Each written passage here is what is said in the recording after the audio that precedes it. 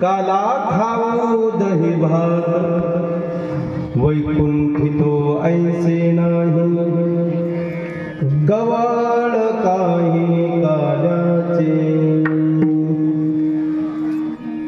एकमेका देऊखी सुखे घालू हुंबरे वैकुंठी तो ऐसे नाही कवळ काही काल्याचे तुका म्हणे वाळवंट तुका म्हणे वाळवंट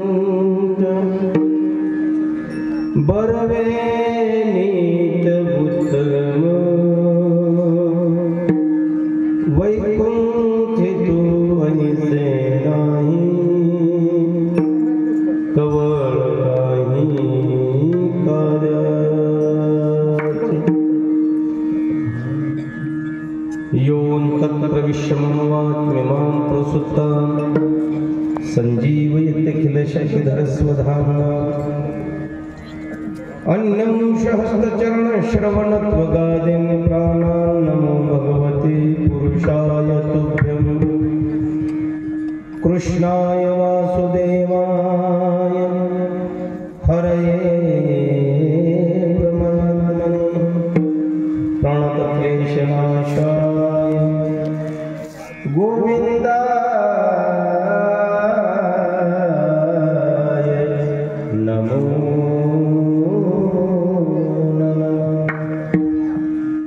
माझे वाणी तुझे वरणे माझे वाणी वरणे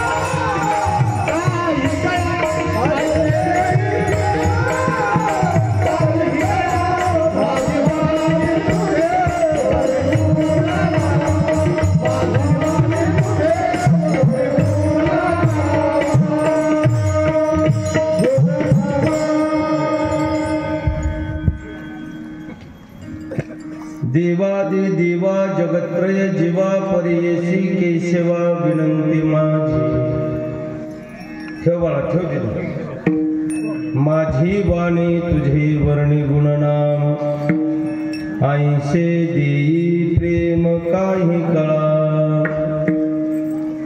उपजवनिया पुढते येऊ काला खाऊ दही भात वैकुंठी तो ऐसे नाही कवळ काही काल्याचे।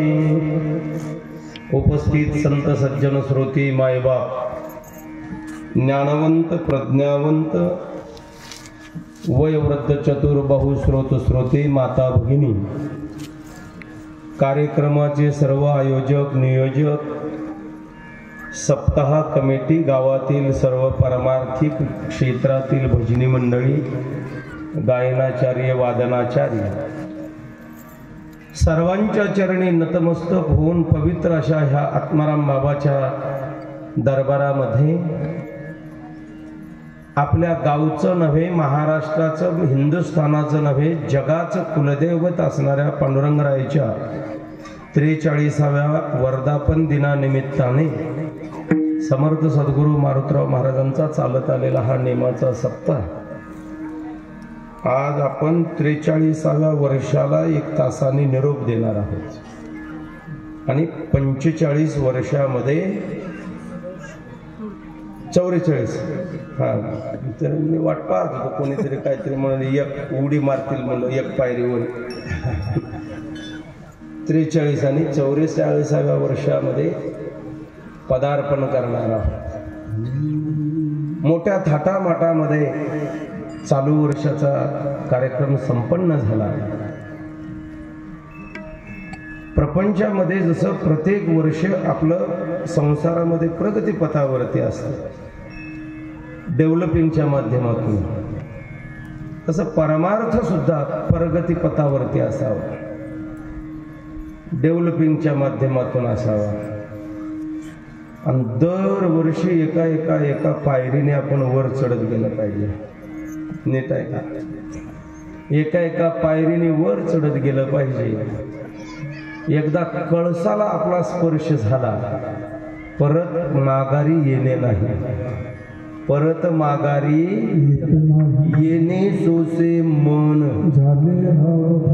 आता परत येण्याची गरज नाही, परत येण्याची गरज नाही, पण त्या परमपदाला प्राप्त होण्यासाठी जीवनामध्ये जी अवस्था निर्माण व्हावी लागते, ती अवस्था निर्माण करण्यासाठीच कथा कीर्तन आहे. आणि आज काल्याचा प्रसंग आहे. खरं तर आतापर्यंत कीर्तन संपायला पाहिजे होतं, बरोबर आहे का नाही? कीर्तन संपायला पाहिजे होतं. मला 2 माणसांनी विनंती केली. एक भजनी मंडळ म्हणले, महाराज उद्या तुम्हाला काय कुठं कीर्तन आहे का?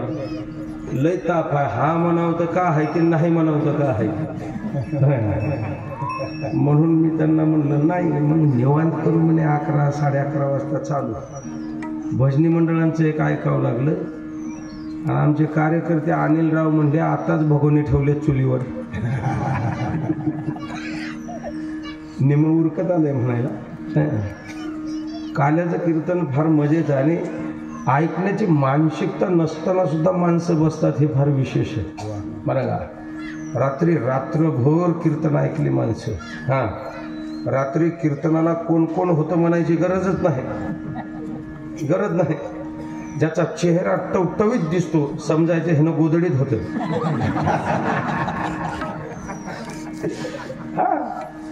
आणि ज्याचा थोडासा असा डोळे झाकल्यासारखे थोडा असा नर्वस चेहरा दिसतो, असा कोमजलेल्या फुलासारखा, समजायचं हे रात्रीभर सुपेकर महाराजांचं कीर्तन ऐकून गेले.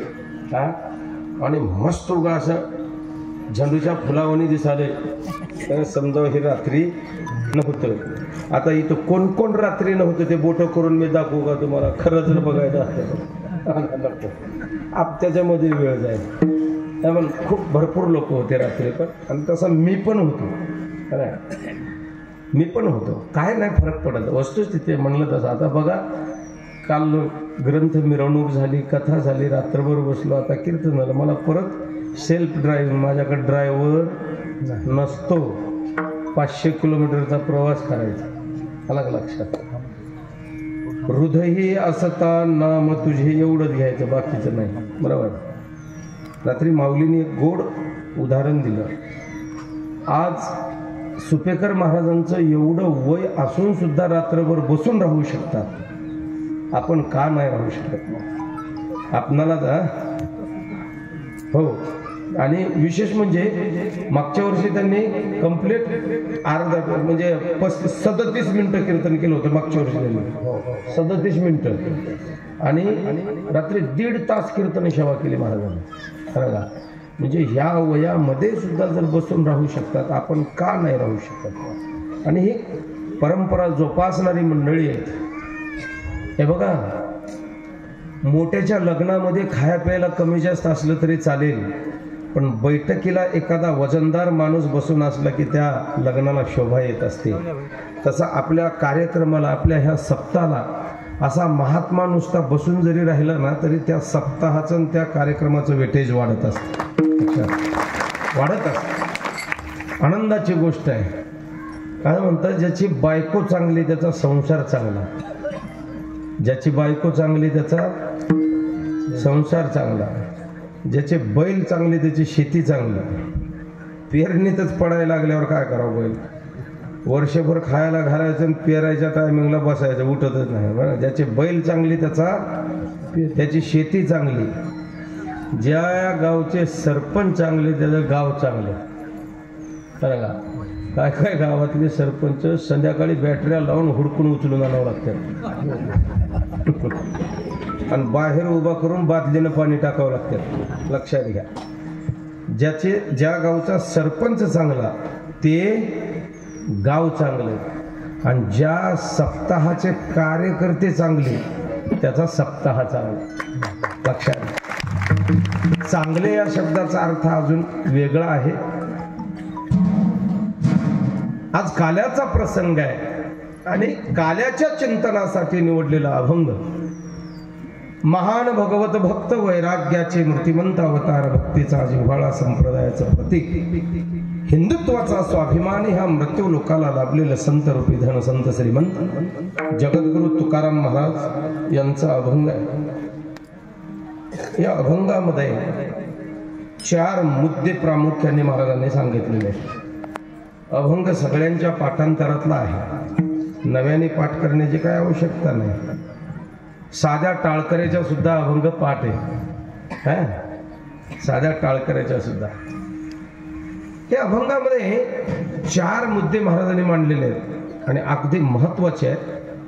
त्यावरती अगदी आपल्याला तासभर थोडंसं चिंतन करायचं आहे. हा, तासभर म्हणल्यावर बी 1:45 वाजले, आता बी 1:15 वाजले. हा, तासभर जरी म्हणलं तर 1:15 वाजले. किती अवघड आहे बघ. घड्याळ काही थांबायला तयार नाही, तुम्हाला सांगतो. काके गळायची वेळ आली पण घड्याळ काही थांबायला तयार नाही. शरद पवारासारखं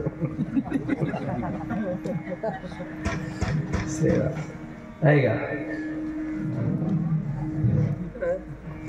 तुकोबारायांनी या अभंगामध्ये काल्याचं महत्व सांगितलंय. काला, रात्री बाबांनी त्याच्यातला फक्त एका वाक्यामध्ये स्पष्टीकरण दिलं.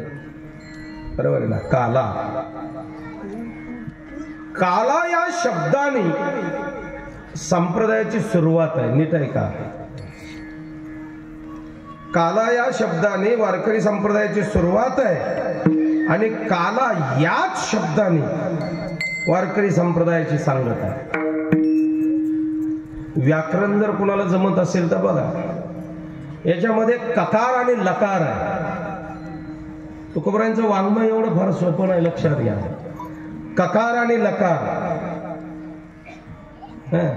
2 वर्ण आहे. 2 वर्ण, 2 वर्णाचं एक पद तयार झालं. एक ककार, एक वर्ण, लकार दुसरा वर्ण, 2 वर्णाचा एक वर्ण. म्हणजे मी व्याकरणातलं सांगतोय. वरण म्हणजे भातावर खायचं, आपल्याला ते वरण सोडून दुसरं भाषेत नाही. 2 वर्ण एकत्र झाल्यानंतर त्याचं एक पद तयार झालं. त्या पदाचं नाव आहे काला. नीट आहे का? त्या पदाचं. माझी अपेक्षा कथेसारखे करू नका. कथा हा भाग वेगळा आहे आणि कीर्तन हा भाग वेगळा आहे, स्वतंत्र आहे. हा, इथं उभं राहिलं की इथलं, तिथं उभं राहिलं की तिकडचं इकडं नाही आणि इकडचं तिकडं नाही. आमचं दुकान वेगवेगळं आहे, तुमच्यासारखं नाही सगळं एकाच दुकानात.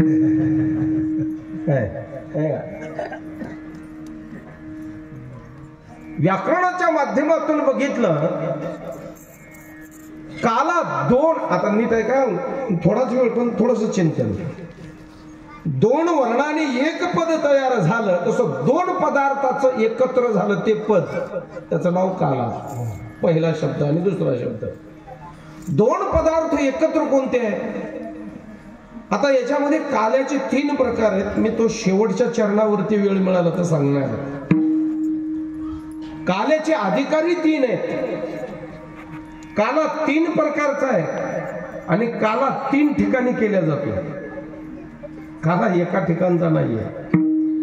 3 ठिकाणं वेगळे आहेत. काला खाणारे वेगळे आणि काला देणारे वेगळे आणि काल्याचा 3ही काल्याचा परिणाम वेगवेगळा आहे. 3ही काल्याचा परिणाम वेगळा आहे. या अभंगाच्या पहिल्या चरणामध्ये महाराजांनी आलोकत्व सांगितलं. गोड विषय 2-3 शब्द लक्षात राहिले की अभंग कळला तुम्हाला. पहिल्या चरणात आलोकत्व सांगितलं, दुसऱ्या चरणामध्ये दुर्लभत्व सांगितलं, तिसऱ्या चरणामध्ये परंपरा सांगितली आणि चौथ्या चरणामध्ये ठिकाण सांगितलं.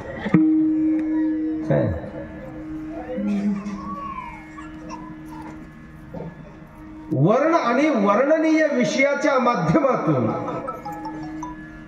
काही शब्द ध्वनिजन्य असतात, काही शब्द क्रियाजन्य असतात, काही शब्द मौनजन्य असतात.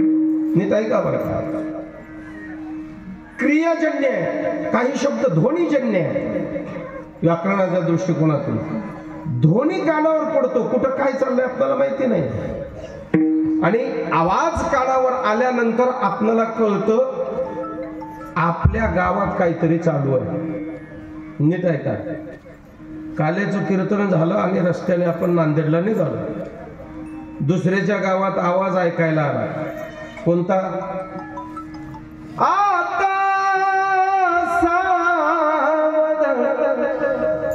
सावधान समय. नाही ना, अजून झालं नाही, थांबा. नाही, हा आवाज कानावर आला, आपल्याला माहिती नाही पण स्पीकरच्या माध्यमातून कानावर आला. हा आवाज कानावर, ध्वनिजन्य विषय चालू आहे.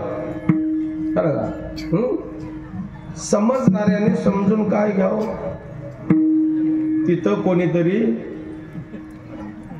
गेलेले नाही. हा कशावरून कळलं? तुम्ही पाहिलं नाही? नाही, तुम्ही पाहिलं नाही. तुम्हाला निमंत्रण नाही. तुम्हाला माहिती आहे गाव कोणतं आहे? माहिती नाही. रस्त्यावरून जाताना फक्त ध्वनी कानावर पडला, याला म्हणायचं ध्वनिजन्य. याला काय म्हणायचं? ध्वनिजन्य. त्याच्या पुढे गेल्यावर दुसराच ध्वनी कानावर आला, बाबा. काय बघा, होय असं आहे. काय आश्चर्य असेल ते असेल मला. माणसं जिवंत असताना एकमेकाला नीट बोलत नाहीत, भेटायला जात नाही, आणि मेल्यावर त्याच्या अंगावर पुढू पुढू रडते. आम्हाला सोडून तुम्ही कसे गेल्या, त्यानं उठावून तुझी बी जागा शिल्लक ठेवला, चल म्हणावं. कसं जाईल का म्हणून अवघड आहे. हा ध्वनिजन्य भाव आहे. नीट आहे का. पाहायची गरज नाही, कोणी सांगायची गरज नाही. अशी काही क्रियाजन्य आहे. क्रियेने माणसाला कळतं. उगा रस्त्याने म्हणजे तात्या कुठं आहेत, बोलला का, याचा अर्थ का? बोलला नाही काय, याला क्रिये, देह सद्भाव क्रिया याला म्हणतात. बोलण्याची गरज नाही. जेवण वाढायला आला माणूस, जेवण वाढायला, बुंदी पाहिजे का? बुंदी. बोलला का? नाही. ज्याला खायचं आहे त्यानं नाही म्हणत नाही ना, असं करून असा करते, मधून टाक म्हणते, बोलत नाही. होकारार्थी आणि नकारार्थी क्रियाजन्य भावातून आपल्याला कळून जातं त्याला नेमकं काय पाहिजे. फार गोड चिंतन आहे शास्त्रकारांनी केलंय. कन्यावरयते रूपम माता वित्तम पिता श्रितम बांधवा कुलमिच्छन्ति मिष्टान्नं वितरे जना. एका मुलीला मुलगा पाहायला आला, मुलगा बरं का. आणि त्या मुलासोबत दुसरे 2 मित्र आले. एक येलो शर्टचा होता, एक चेक्सचा शर्ट होता आणि एक ब्लॅक कलरचा शर्ट होता. तिच्या मैत्रिणी खिडकीतून बघायला लागल्या बरं का सगळ्यात. आणि ते बैठकीमध्ये बसलेले अगोदर बघून झालेलं होतं. जी आता होणारे, ज्या मुलीसाठी मुलगा बघायला आलाय त्या दुसऱ्या मैत्रिणीने विचारलं, म्हटले का ग तो ब्लॅक शर्टवाला मुलगा आहे का? तिने फक्त असं केलं. नीट आहे का? क्रियाजन्य भाव सांगतो तुम्हाला. मग तो चेक्सचा शर्ट आहे तो असं केलं. मग येलो शर्टवाला आहे का? काहीच बोलले नाही, फक्त खाली मान घातली. याचा अर्थ काय? न बोलण्यात सुद्धा अर्थ बरेचसे सापडून जातात. त्याला क्रियाजन्य म्हणावं. त्याला काय? तसं तुकोबाराईने ह्या अभंगामध्ये एक आलोकत्व सांगितलेलं आहे. आलोक. महाराज म्हटले अनेक पदानी वारकरी संप्रदायाची सुरुवात ज्या काल्याने झालेली. काला काय? त्या काल्यामध्ये काला 3 प्रकारचा सांगितलं तुम्हाला. दही आणि भात हा एक काला आहे. दही मुरमुऱ्याचा हा एक काला आहे बरं का. आणि दुसरा एक काला आहे. मी 3ही काले मी तुम्हाला सांगणार आहे थोड्या वेळामध्ये, लक्षात घ्या. दही हा पदार्थ शुभ्र आहे, भात हा पदार्थ शुभ्र आहे. दही कितीही ताजा असू द्या त्याचा गुणधर्म थोडासा आंबट आहे. आणि भात हा चवीला गोड आहे. भात हा चवीला गोड आहे. आंबट दह्यासारखा आपला प्रपंच आहे आणि भातासारखा परमार्थ. आंबट प्रपंच आम्हाला दही आंबट लागल्यानंतर खाण्याची तरी इच्छा आहे, सोडित नाही. खाण्याची इच्छा आहे. मग त्याच्यात मीठ टाकून म्हणा, त्याच्यात साखर टाकून म्हणा, काय काय टाकायचं ते टाकून माणसं, कारण तो आंबट आहे, प्रपंच आहे. कितीही ठोकरा बसल्या तरी सोडायचं नाही. तुम्हाला सांग, फार सगळं वाटोळं झालं तरी दुसऱ्याने जोमाने तयार होत असतं, पण सोडता येत आणि सोडायचा पण. लक्षात. गोड भाताला आंबट दह्याची संगती का? तर आंबट अर्थात पांचट असणाऱ्या संसाराला परमार्थाची संगती, याचं नाव काल आहे. तुम्ही एखादी माय माऊली सुंदर सुगरण आहे, तिने भाजी केली, भाजी आणि त्या भाजीला मीठच टाकलं नाही, त्याला काय म्हणतात तुमच्याकडे? आळणी. म्हणजे तिखट कमी झाल्यावर म्हणावं. आळणीचा आणि तसा म्हणजे मिठाचा तसा काही संबंध नाही.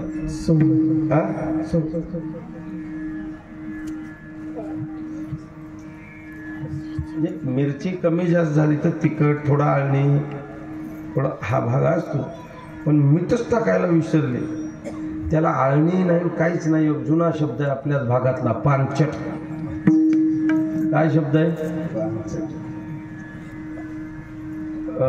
म्हणजे थोडं च या शब्दावरती दबाव द्यायचा असतो. जिभेचा शेंडा आणि दाताची ह्या तिन्हीची भेट झाल्याशिवाय तो दबाव येत नाही. संस्कृत मधला शुद्धांत येतो पांचट. काय? थोडा दबाव येतो, बरोबर. ज्या स्वयंपाकामध्ये मीठ नाही, भाजीमध्ये मीठ नाही, जसा तो स्वयंपाक पांचट आहे, जसं ज्याच्या प्रपंचाला भक्तीची संगती नाही, संत संगती नाही, वारकरी संप्रदाय किंवा अनेक संप्रदायाचा अनुभव नाही, तसं त्याचा संसार त्या पांचट भाजीसारखा पांचट. बरोबर आहे ना? परमार्थाची संगती घडावी या उद्देशाने दही आणि भाताचा काला भगवान परमात्म्याने केला. बरं, हा काला खाण्यासाठी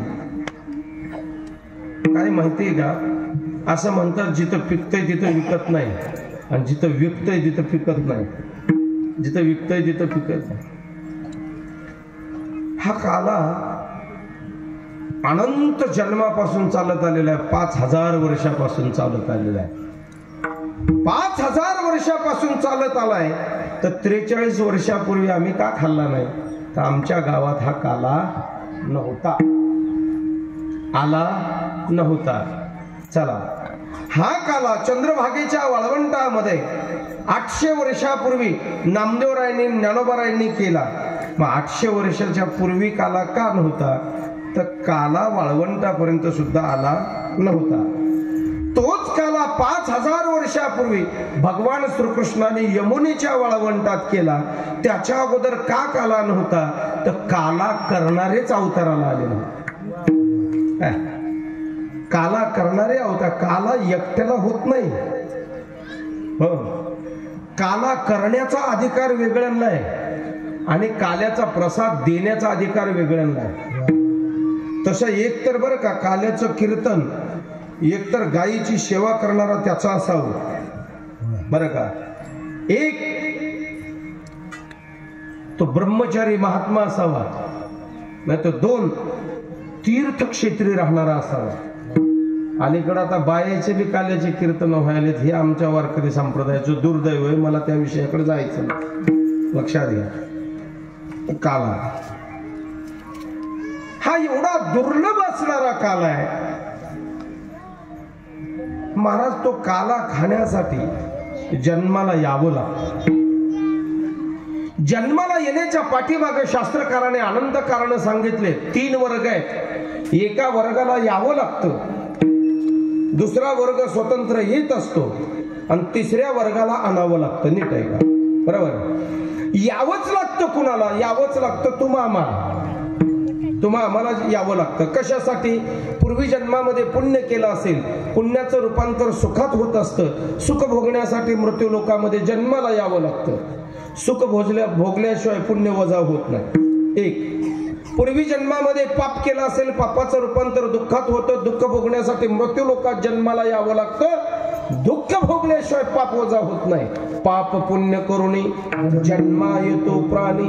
जन्माला येण्याचं एवढंच कारण आहे, एक तर पाप नाही तर पुण्य. बरोबर आहे ना? बरं, इथं आल्यानंतर 3 वर्ग जे जसे तुम्हाला सांगितलंय, यावंच लागतं आपल्या कर्माने. हा जीव आहे, येत असतात ते संत आहेत, येत असतात ते संत आहेत, आणावं लागतं ते देवाला. तसं तिघाचे कार्य सुद्धा भिन्न भिन्न आहे.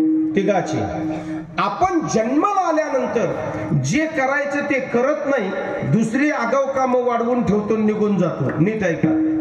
आणि संत महात्मे आल्यानंतर थोड्या दिवसामध्ये आपलं कार्य पार पाडतात आणि लोकांची अपेक्षा शिल्लक ठेवून निघून जातात. त्याला शहाणं म्हटलंय. शहाण्याच्या कॉलनीमध्ये संतांची व्याख्या आहे. शहाणं त्याला म्हणावं,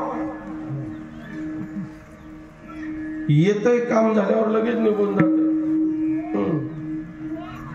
येड त्याला म्हणावं, बस स्टँड पर्यंत ढकलून नेऊन एसटीत बसून तिकीट काढून न्यावं लागते. त्याला काय म्हणावं? नाही कळलं तुम्हाला? शहाणा जावई त्याला म्हणावं.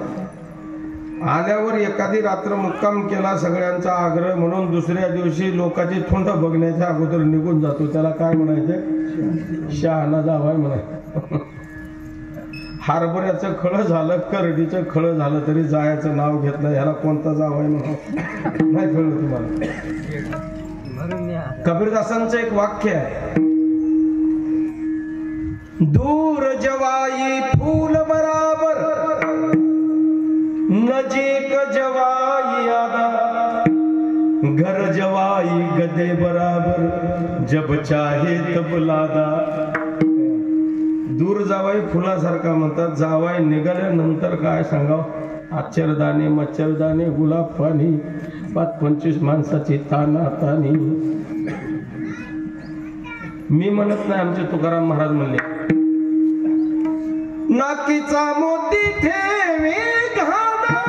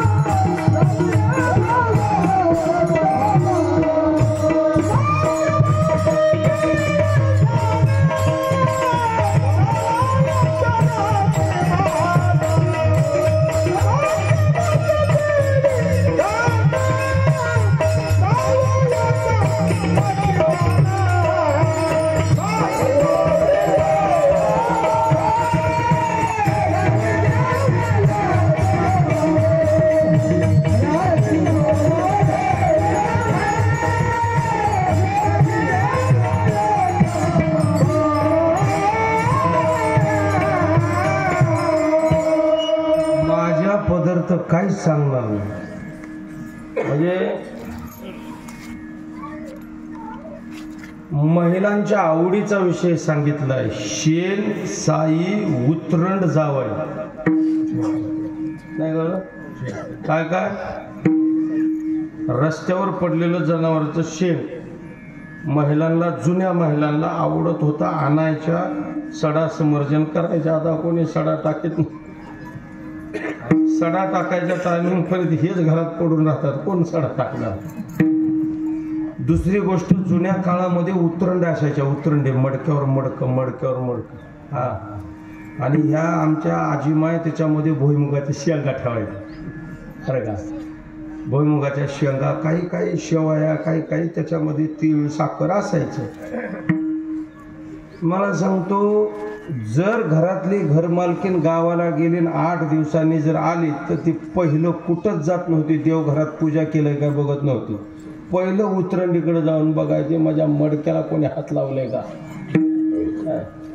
आणि बरोबर मडकं हल्लेलं उतरंडीतलं काढलेलं तिला कळायचं.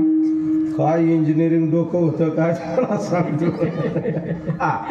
एक केस एवढं जरी असा क्रोध झाला तरी कोण उतरली होती उतरण झाली सुरुवात. म्हणजे हा आवडीचा विषय. 2 झाले. तिसरे एक राहिले साय शेण साई दुधावरचे साय.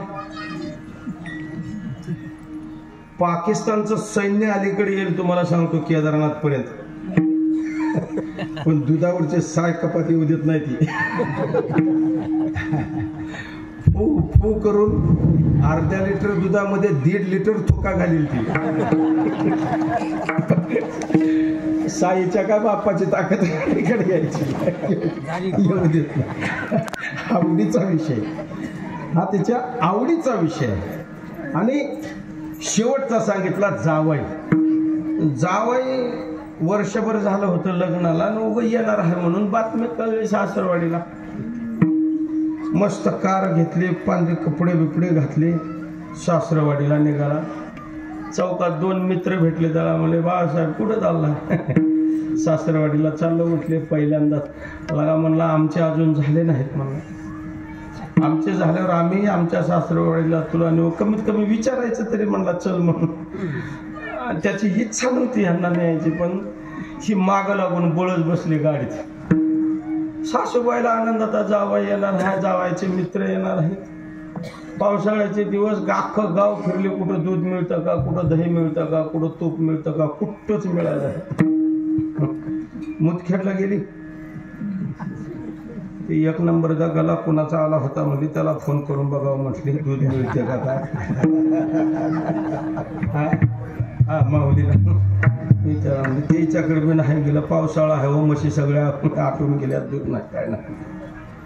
मुदखेडला गेली डेअरीला काय करते आणि तिथं जाऊन विचार करते काय ना म्हणजे जावा एवढा खुश झाला पाहिजे म्हणजे आयुष्यभर लेकीला असं हातावर घेऊनच उचलला पाहिजे म्हणजे असं. हा त्याच्यासाठी काही खर्च झाला त्याचा गेली तिथून पैसे विसरून गेले. झाले 10 लिटर दूध घेतले जावायला बासुंदी करायला. आणि तिथं होते तुकाराम महाराज. तिच्याकडनं होते पैसे, नाकात होती नथ काढली, सोनाराच्या दुकानात जाऊन विकली आणि विकून तुम्हाला सांगतो त्याचं दूध, त्याची चारोळी, काजू, बदाम सगळं आणले तुम्हाला. जावई संध्याकाळी 6 वाजता येणार आहे, मग दुपारी 2 वाजता. ते जुन्या काळातली गोष्ट आहे, चुलीला पाऊस चालू होता, ओले लाकडं होते. दुपारी 2 वाजता चूल पेटून त्याच्यावर ठेवली 10 लिटर दूध तापायला. घट्ट झाड बासुंदी अशी बोट घातलं तर शिरली नाही पाहिजे, म्हणजे एवढी घट्ट बासुंदी करतो म्हणजे जावायला. चमच्यानं तोंडात टाकलं तरी असं चटकाने चिटकून बसा म्हणजे वरचा खालचा दार.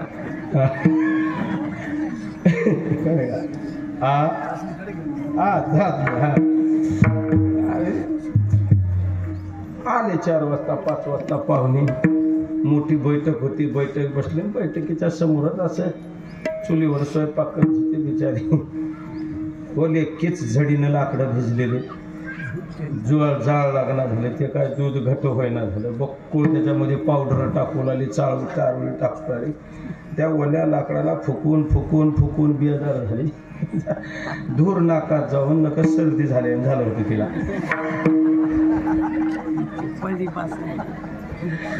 कळलं तुम्हाला? कळलं की काय झालं पुढं? ते एवढं थांबणे फुर करता. एकदा फक्त सम चुकली तिची, मात्रेचं थोडं पुढं गेलं म्हणजे माल बरोबर बासुंदीत पडला आणि नंतर फुर केली झाला. आता काय? आणि हे दुसरं कोणीच नाही, फक्त जावयाने बघितलं. बघ, कोणीच नाही बघितलं, फक्त जावयाने बघितलं. कुरड्या, पापडी, भजीन, घोसळ्याची भजीन, कांद्याची भजीन, वेगवेगळी पद्धत. रांगोळी काढून असे मोठी मोठी तांब्याची ताटं असायची पूर्वी. ती काय म्हणतात, कलई केलेली ताटं. आमच्या लहानपणी आम्ही पाहिलं. त्याने ताट जेवायचे पाणी पियाचा एक तांब्या असतो आणि तांब्याच्या सोबत काय असतो? ग्लास. म्हणजे बाबाचं वय अजून एवढं झालंय तरी त्यांना ग्लास. आता त्या ग्लासाला मराठीत काय म्हणतात? ग्लासाला मराठीत काय म्हणतात? कोण प्याला? ती विसरून गेली पोरं हो. आणि त्या पेल्यावर अशी वेलीची डिझाईन असायची.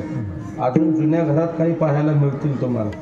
मोठंच्या मोठं ताट भरून आणलं, रांगोळी काढल्या. जावयाचे 2 मित्र बसलेले, जावय बसलेलं. गरम गरम स्वयंपाक तुम्हाला सांगतो. चपाती, भाजी, बटाट्याची भाजी, त्याच्यानंतर तुम्हाला सांगतो वांग्याची भाजी, आपली मशरूमची भाजी, काजूची भाजी. बाबा लय होतं हो.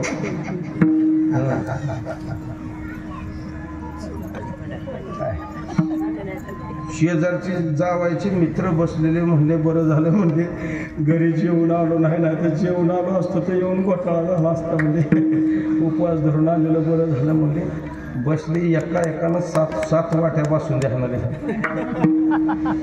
जावाय वाटीकडे बघायला तयार नाही, त्यानं ताटाच्या बाहेर काढून ठेवली. सासू वाकू वाकू बघायची. माझ्या आईनं दिलेली नथ होती. जावाई पोटभर जेवून खुश होऊन जावं नथ मोडून आले. जीवाचा आट्टा पिट्टा केला. बासुंदी जावयासाठी केली. जावय हात लावणार झाला, हात लावणार झाला. पोराला पाठवली, जाय भाऊजीला उभं 2 वाट्या तरी खा मला. त्याला मला भाऊजी बासुंदी नका हो, मला दुधाचं जमत नाही, मला दुधाचं खावं. आईची लई इच्छा आहे. आई डोळ्यात पाणी आणाली. 1 वाटी तरी घ्या मला, तुमच्या पाया पडतो.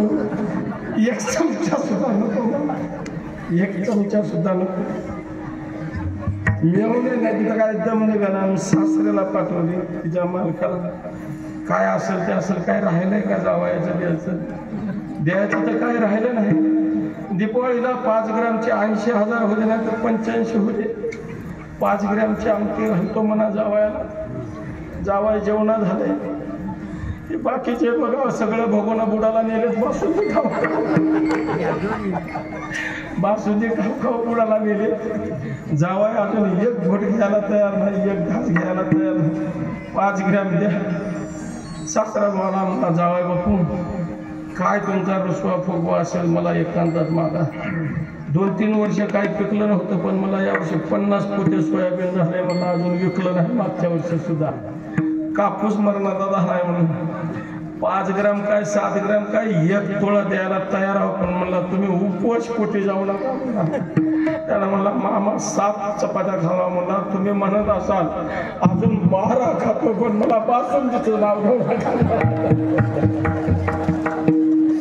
बासुंदी नाव विनोद म्हणून नाही, वस्तुस्थिती. किती लोकांनी आग्रह केल्यावर तो बासुंदी खाईल मला सांगा. मला याच्यात तुम्हाला सिद्धांत सांगायचा. किती लोकांनी आग्रह केल्यावर खाईल? खाऊच शकत नाही. खाऊ का? त्याला माहिती याच्यामध्ये काय आहे. बरोबर आहे ना. तर आमचे संत महात्मे या प्रपंचामध्ये आल्यानंतर त्यांना माहिती होतं या प्रपंचात काय आहे ते, म्हणूनच रमले नाही याच्यामध्ये.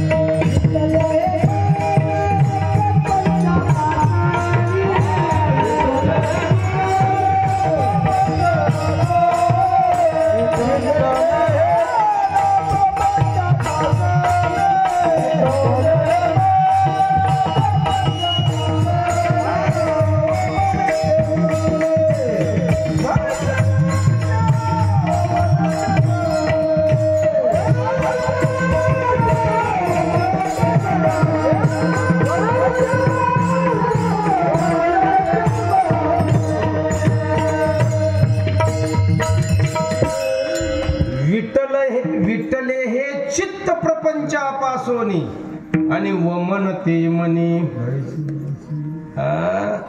आता तुम्ही प्रमाण दिले म्हणून आता मी एक देतो, सांग ऐका. ओवी सांगतो मी. तुम्ही प्रमाण दिलं तर वारकरी संप्रदाय हा प्रमाण संप्रदाय. एक पुरावा नाही जमत. ज्ञानोबा म्हटले वमिल्याना वमन ते मनी बैसलाशी. संतांना ह्या प्रपंचाचा वीट आलेला आहे का? संतांना, साधू संतांना ह्या प्रपंचाचा वीट आलेला आहे. उलटी केलेल्या अन्नाकडे जसं कोणी परत बघू शकत नाही तसं संत महात्मे या प्रपंचात असून सुद्धा त्या अन्नासारखं याच्याकडे कधी बघितले नाही. याच्याकडे कधी बघितले नाही. बरोबर आहे ना. म्हणून येणं आणि जाणं त्यांच्या हातात आहे. कुणाच्या? आपलं येणंही हातात नाही, आपलं जाणंही हातात नाही. आता देवाचं ऐका. देवाचं येणं त्यांच्या हातात नाही पण जाणं त्याच्या हातात. भगवान परमात्मा येत नसतो, त्याला आणावं लागतं. आणि याला रूपा बळे करोनी खडे हरिदासी. देवाला आणावं लागतं, तसा येत नाही पण जाणं मात्र देवाच्या हातात आहे. आता त्याच्या म्हणजे येणं त्याच्या हातात नाही. संतांचं येणंही त्यांच्या स्वाधीन आहे, त्यांच्या इच्छेने आहे. जाणंही त्यांच्या इच्छेने आहे. शहाणी माणसं त्याला म्हणावं. येतात, कार्य करतात आणि काम झालं की निघून जातात. आपलं येणंही आपल्या हातात नाही, आपलं जाणंही आपल्या हातात नाही. बरोबर. आणि मग आपलं येणंही आपल्या हातात नाही, आपलं जाणंही आपल्या हातात नाही आणि काला खाणंही आपल्या हातात. नीट ऐका. काला खाणं, येणं जाणं जर आपल्या हातात नाही, काला खाणं आपल्या हातात काय? आपल्या नाही. मग काला खाणं. आता आपण जन्माला आलो, पाप पुण्य करून आलो, ठीक आहे. आल्यानंतर आता तरी आपल्याला काल्याची किंमत कळायला पाहिजे का नाही? माझं वाक्य कळायला पाहिजे का नाही? ठीक आहे. ज्यांना काल्याची किंमत कळाली त्यांना काला मिळाला नाही. ज्यांना मिळाला त्याला किंमत कळाली नाही, हा, आणि काहींना मिळालाही नाही आणि कळालाही नाही. ज्यांना मिळालाही नाही काला आणि कळालाही नाही ते पशुवादिक योनीमध्ये, पशु पक्षी पशुवादिक योनीमध्ये. जनावरांना काला मिळालाही नाही आणि कळालाही नाही. काला आपणाला मिळाला, काला कळाला नाही, आपणाला कळाला नाही. आणि ज्यांना मिळाला नाही पण कळाला, देवादिकांना मिळाला नाही, काल्याचं महत्व कळालं. तुका म्हणे काला वैकुंठी दुर्लभ,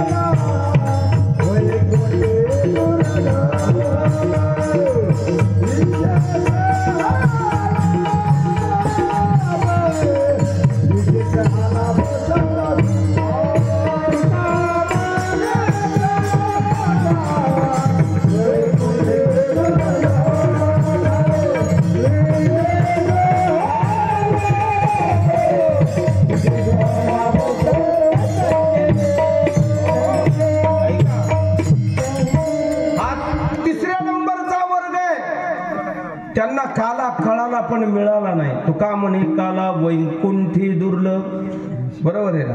हा काला संतांच्या सानिध्यात होतो. आता 2 नंबरचा वर्ग आहे, त्यांना काला मिळालाही आणि त्यांना काला कळालाही, म्हणून म्हणतात आम्ही परत जन्माला येऊन हाच काला खाऊ. पहिल्या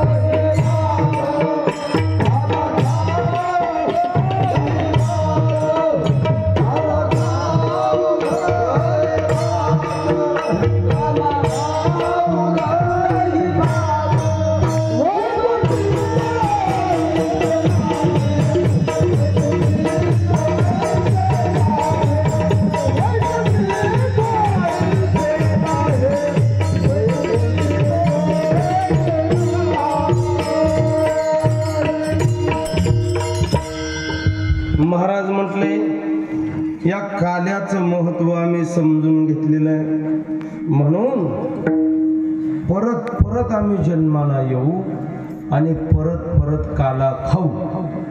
काल्याचं विशेष महत्व ज्यांना कळलं आम्ही म्हटले परत जन्माला येऊ. आता थोडस आध्यात्मिक विषय असा आहे, असा विषय महाराज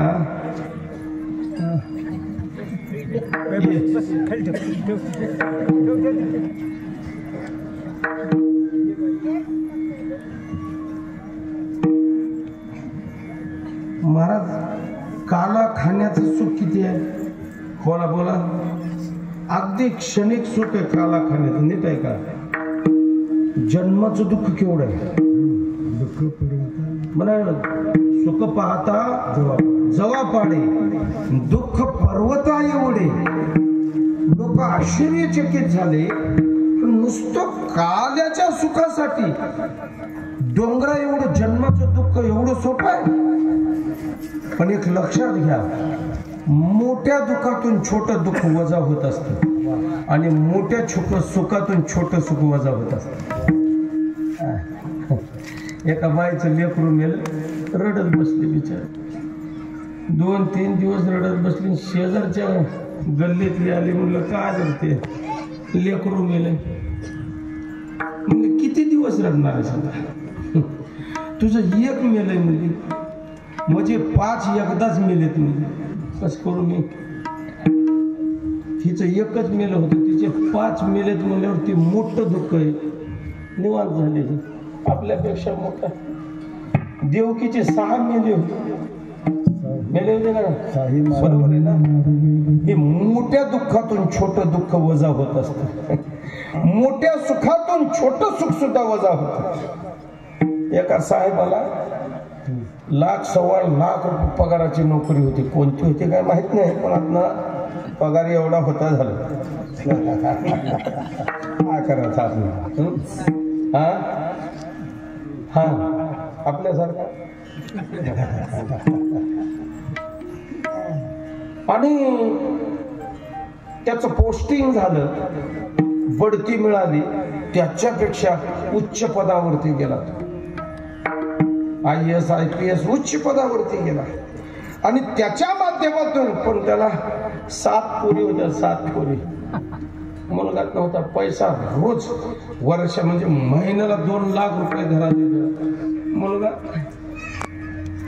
नोकरीमध्ये बढती मिळाली म्हणून त्यांनी काय केलं, असा भव्य मंडप दिला, चांगला मोठा.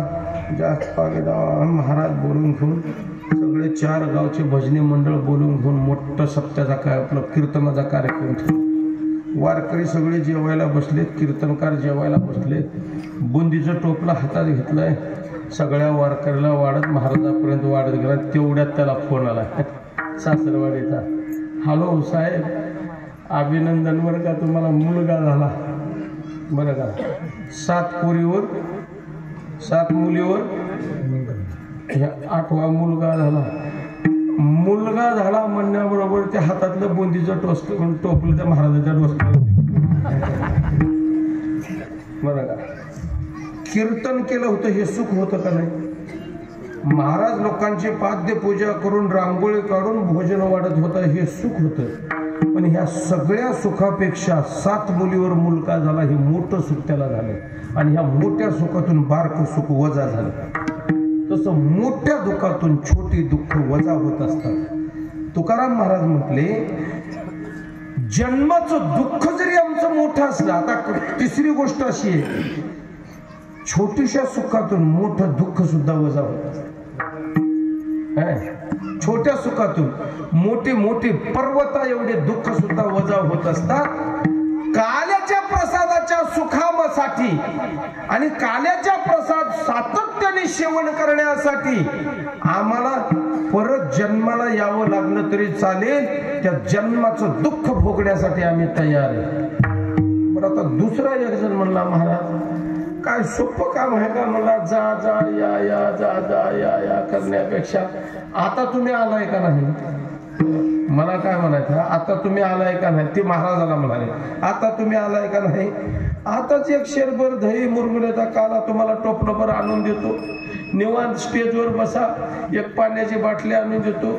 आताच पोटभर खाऊन जा, अजून परत कशाला येता? नाही कळलं तुम्हाला? बरोबर आहे ना? अजून परत यायची काय गरज आहे? आलाच सरशी आताच खाऊन जा ना. आता खाण्यामध्ये आणि परत परत जन्माला येऊन खाण्यामध्ये परत परत जन्माला येण्यामध्ये तुकोबरायांनी त्या काल्याच्या प्रसादाचं विशेष महत्व वाढवलं. काल्याच्या प्रसादाचं विशेष महत्व वाढवलं आणि म्हटले महाराज एवढंही आमच्यावरती दुःख जर जन्म. आणि म्हटले काय म्हटले, अरे हृदय असता नाम तुझे गर्भवाशी दुःख नाही येता जाता. देवाचं सतत चिंतन आमच्या जर हृदयामध्ये असताना गर्भाचं दुःख आम्हाला काय करणार आहे. हृदय असता नाम तुझे. त्याच्यामुळं दुःखातून मोठ्या दुःखातून दुःख वजा होत असतं, मोठ्या सुखातून दुःख वजा होतं. आता तुम्हाला 2 उदाहरण सांगितले. सुखातून दुःख कसं वजा होतं ते सांगतो.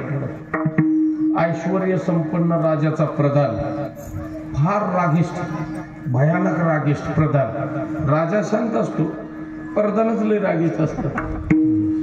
आमदाराचं काय म्हणणं नसतं, हे गेटला बसलेले लय पुढं पुढं काय जाऊन देत नाही, त्याचं काय म्हणणं नसतं.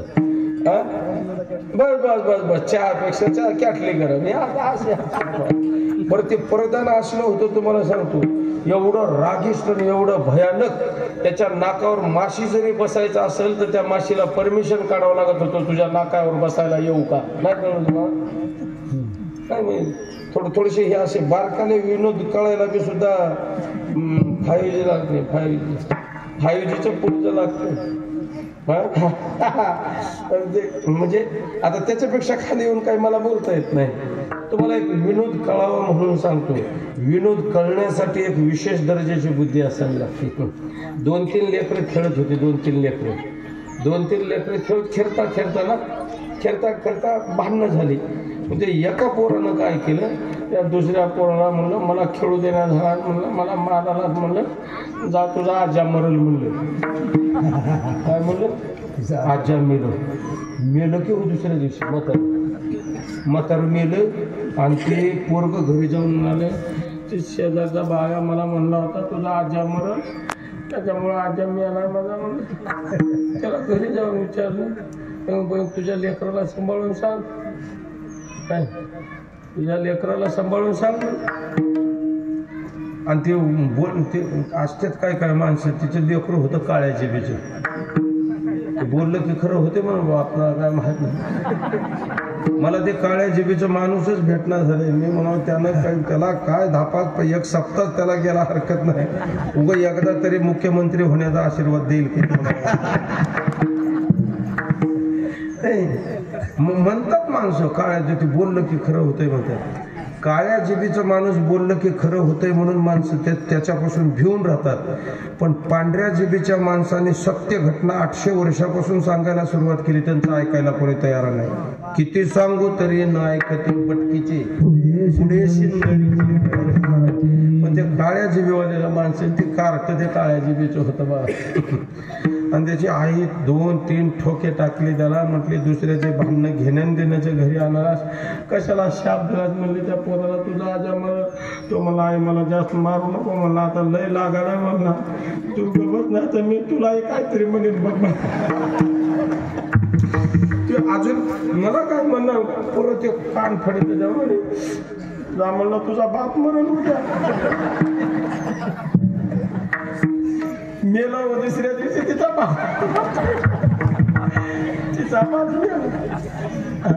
आता फार गंमत आहे बरं का. त्याच्या बापाला कळलं आणि बाप बोलल्या फोकणी झटकून आला त्याला. मला पप्पा लय झालं मला तुमचा झालं, मला काही दम निघत नाही ना, काय सगळं मारू नका म्हणा. आता मारलं तर मी परत काहीतरी म्हणून आणि परत त्यांनी 2-3 ठोके लागलं. जाऊ दे मला, आज माझा बाप मरल म्हणल्यावर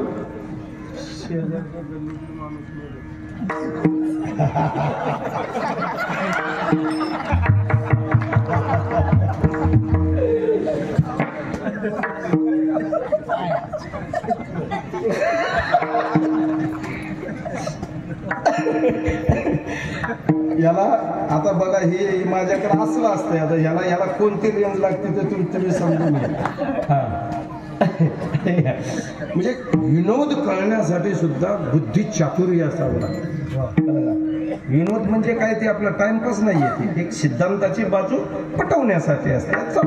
बरं ना महाराज टोपलभर काला तुम्हाला देतो, कशाला जाता आणि कशाला येता, इथंच खा जाणं येणं. आता कल्पना करा रात्री मी तुमच्या गावात मुक्कामाला होतो आणि मला परत सकाळी काल्याला यायचं आणि मी तुम्हाला कार्यकर्त्याला म्हणलं येतो बरं का मी आता, बरं का सहज म्हणत महाराज सकाळी तुम्हाला काला आहेच, कथा संपल्यावर जाऊन अजून उद्या येण्यापेक्षा इथंच थांबा ना.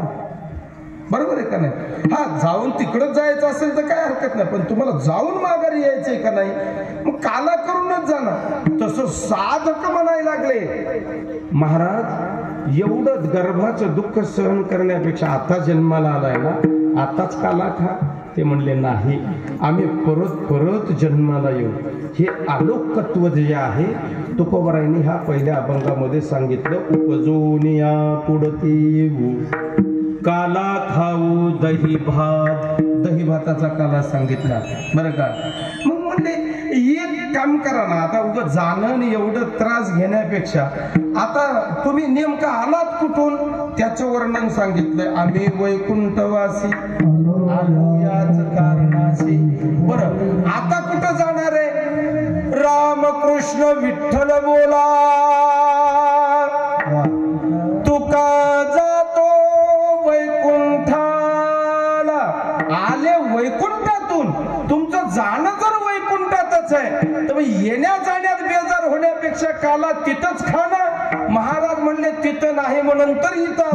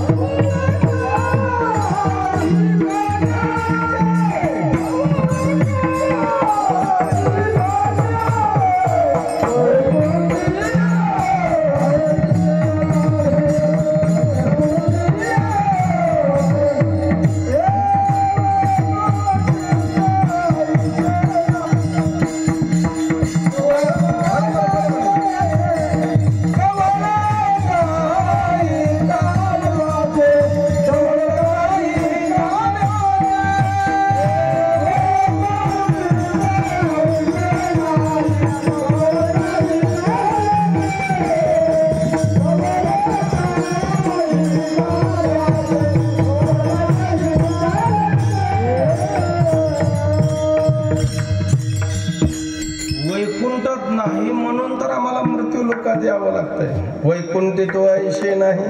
आम्ही स्वतः वैकुंठात राहणारे, कार्य संपलं की वैकुंठात जाणारे, पण वैकुंठी तो ऐशे नाही. वैकुंठी कैशे नाही. रामकथा वैकुंठी नाही, भागवत कथा वैकुंठी नाही, काकडा भजन वैकुंठी नाही, गाता भजन वैकुंठी. आईशे आईशे म्हणजे कैशे. जे जे मृत्यू लोकात साधक आणि भक्त लोक त्या साधनेच्या माध्यमातून देवाला प्राप्त करून घेतात ती कोणतीच साधनं वैकुंठात नाही. जे वैकुंठात आहे ते आपल्याकडे नाही आणि जे आपल्याकडे आहे ते वैकुंठात नाही. बरोबर ना? वैकुंठामध्ये काय ज्ञानोबरायला विचारा. जे ताय रावता सारखे वाहन, राजधानी इंद्रभुवन. पाणी प्यायला सुद्धा तिथं अमृत आहे. कल्पवृक्षाची झाडं आहेत, कामधेनू सारख्या गायी आहेत. बरं का, कामधेनू सारख्या गायी आहेत. हा वैकुंठ आपल्याकडे होतं म्हणतात बघा, आपल्याकडे 18 भार वनस्पती फुले फळे 22 त्या पोकरणी वाहती ज्या घरे कुल स्त्रिया राज्यराणी व संपत्ती. असं म्हणतात जुन्या काळामध्ये 18 भार वनस्पती होती. म्हणजे 18 भार वनस्पती, बरं का. वनस्पती 18 भार वनस्पती कुठं गेले की काय नाही की आता 2च राहिले सांगतो तुम्हाला, गांजऱ्या गवत आणि येड्या बाबळी. बाकीची वनस्पती कुठं निघून गेली तपासच नाही. राम राज्य में था अमृत, नीट आहे का. राम राज्य में था अमृत, कृष्ण राज्य में था घी, अपने राज्य में देशी दारू पानी डाल के पी. हा आहे आपल्या राज्यात. मग आपण म्हणू शकतो का 18 भार वनस्पती, बरोबर. जे त्यांच्याकडे ते आपल्याकडे नाही. आपल्याकडचं अमृत त्यांच्याकडे नाही, त्यांच्याकडचं आपल्याकडे. त्यांच्याकडचं अमृत पिल्यावर माणूस अमर होतो, आपल्याकडचं पिल्यावर 15 वर्षातच अमर होतोय, 20 वर्षाच्या आतमध्ये अमर होऊन जाते. झालं बस. लय अवघड आहे माणूस. काय त्याच्यामध्ये एवढी शरीराची हानी आहे. कुठलीही ती धातू तिथली जे वस्तू पदार्थ आहे ना, केमिकल शिवाय बनत नाही. लक्षात घ्या. युरिया खताशिवाय, आता दुधाला सुद्धा फॅट लावायला लागले ते युरिया खताचा. म्हणजे बाहेरचे पदार्थ खावं का नाही खावं, न खाणाऱ्या पिणाऱ्या माणसाला जर ह्या दूषित पदार्थामुळं कॅन्सर सारखे रोग होतात, पिणाऱ्या माणसाला काय होतं, आतलं सगळं जळून जात असतं. काय काय कळत नाही.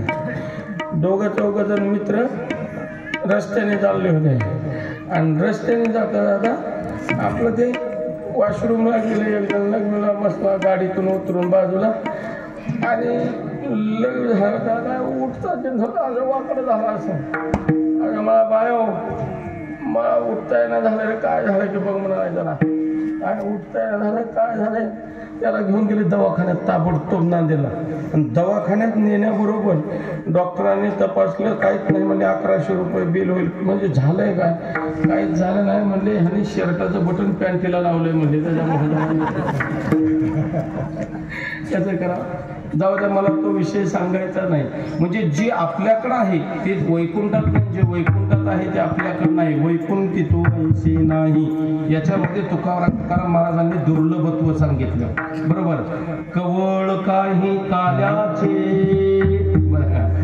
कवळ कवळ घ्या.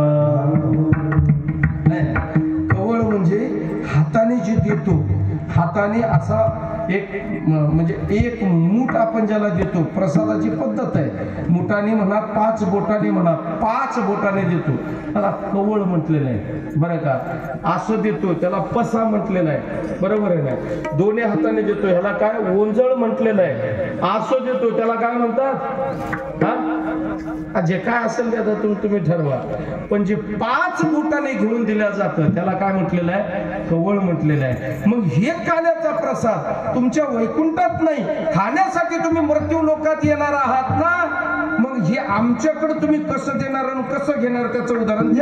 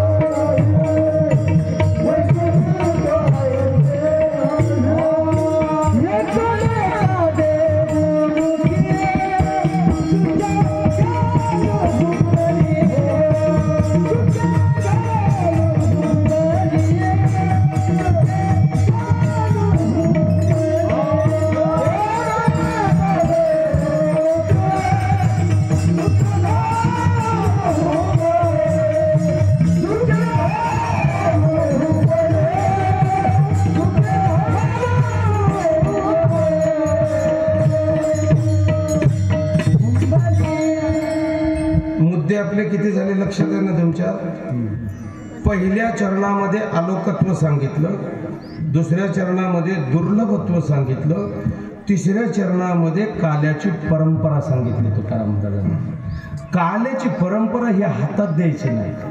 काल्याची परंपरा टाळकरी असू द्या नाही तर महाराज असू द्या पेपरवर द्यायची नाही.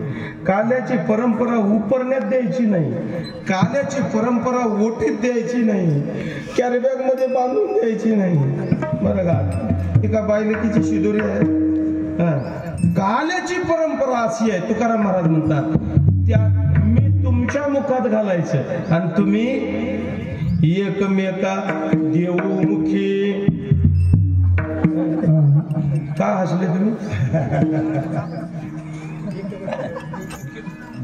नाही म्हणजे मी आपलं रुतायला लागले म्हणून वर केलं, तुम्ही का हसले?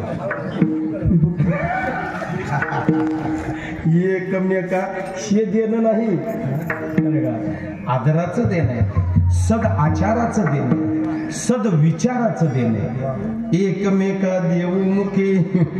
ब्रह्मदेवाकडे राक्षस गेले एकदा, सगळी राक्षस सेना गेली. ब्रह्मदेवाकडे इच्छा भोजन होतं आणि त्या ब्रह्मदेवाला राक्षसाने म्हणले, ब्रह्मदेवा एक हे बघा काय म्हटले, तुम्ही सत्ता तुमच्या हातात आहे बरं का, आणि तुमच्या हातात असल्यामुळे तुम्ही तुमच्या मनावर करणार. मला आमचा कोण विचार घेते? मला आम्हाला विरोधी पक्षात सुद्धा बसल्यासारखं ठेवलं नाही मला तुम्ही. थोडा तर आमचा विचार घ्या. कोण म्हणाले? आता ते विरोधी पक्षातले ना, सत्य देव लोक आणि विरोधी पक्षात राक्षस लोक. ते मला प्रत्येक वेळा मला तुमच्या बापाच्या घरचे होय का, मला तुम्हीच अगोदर पंक्तीला जेवलेल्या, मला आम्हाला पहिल्या पंक्तीला कधीतरी जेवायला द्यायला का म्हणला. आता ह्यांना माहिती आहे ही राक्षसी वृत्तीची लोक एकदा बसल्यावर हे आम्हाला शिल्लक सुद्धा ठेवायचे नाहीत खायला. मग ब्रह्मदेवाने म्हटलं, हे बघा ह्या वेळेला पहिली पंगत तुमची बसणार, पण एक आठ आहे मला, एक आठ. जेवायला बसल्यावर तुमची असो किंवा आमची असू द्या, तुम्हाला आम्हाला सारखीच जेवण करायचं. म्हणलं जेवण करायचं, पण कोपरात हात वाकला नाही पाहिजे. कळलं तुम्हाला? जेवण करायचे, हात असा सरळ कोपरात. ते म्हणला बोटात वाकू द्या, म्हणला काय हरकत नाही. कोपरात हात वाकला नाही पाहिजे. पहिली पंगत तुमची. त्यांच्यातला एक अध्यक्ष उपाध्यक्ष होता, त्याला म्हणाला कसं करू नाही म्हणजे आत मान्य करू त्याला सोडून देऊ पहिली पंगत. त्यानं मला येडायच काय, मला कधीच मिळणार, मला पहिला मान मिळाला, मला लांब पडून खाता येईल, मला हात वाकणा गेला तर लांब पडून खाता येईल मला, पण अजिबात ढिलं पडायचं नाही मला. कर म्हणला चल फायनल झालं. फायनल बसली पंगत. आता हातच वाकवायचा नाही म्हणल्यावर असे हात करायचे, भाताचे मोठे. आता त्याला काय एवढा भात जमतोय, 5-5 पायलीचा तांदळाचा भात एवढा डोसक्या एवढा ढिगारा त्याच्या पुढे राक्षाला असा वरण असं टाकून असं. आता हात वाकला नाही पाहिजे, माझ्या हाताकडे बघा तुम्ही. असं असं जाऊन इकडून हात असा केला की असा करायला.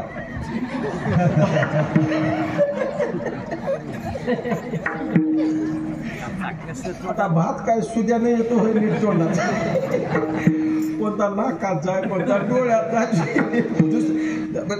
हे बी हात वाकवायचा नाही, ते हे हाणायला तोंडावर पडलेला हे कुठं हातच वाकवायचा नाही कोणता.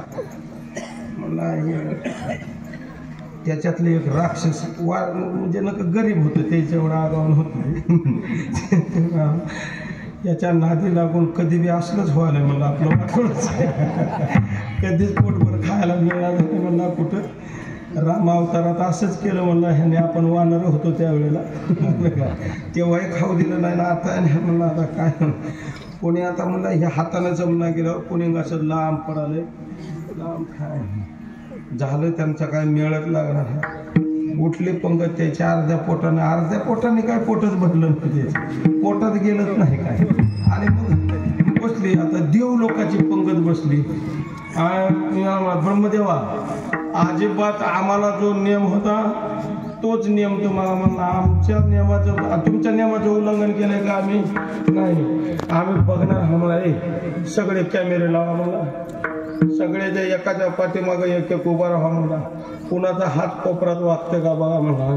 ब्रह्मदेव म्हणले काळजीच करू नका, बसा म्हणले. पंक्ती बसल्या अशा 2 जवळजवळ पंक्ती बसवल्या.